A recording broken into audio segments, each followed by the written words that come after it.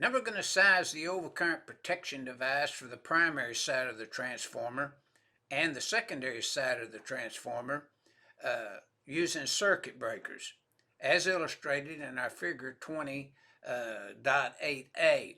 Now notice in the boxed in information sizing the overcurrent device for the primary side, step one we do our math. The kVA times 1,000 divided by the voltage. 500 kVA transformer times 1,000 divided by the voltage times the square root of 3, we come up with 69.4 amp.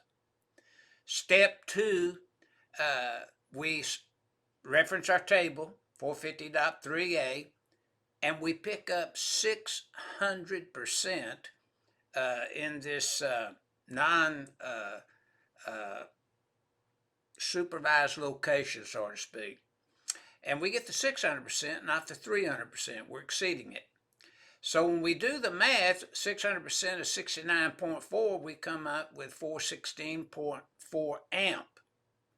Now, notice we're not allowed, there's no note 1 to let us say round down. We could, but we wouldn't have to, but we can round up by the note 1 to 450. So we use a 450 amp overcurrent protection device there.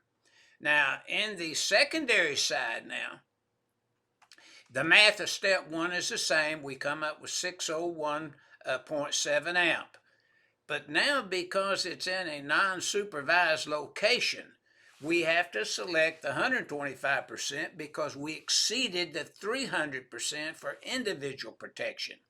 So when we review the note 1 after we do the math of 125% times 601.7, we come up with 752 amps.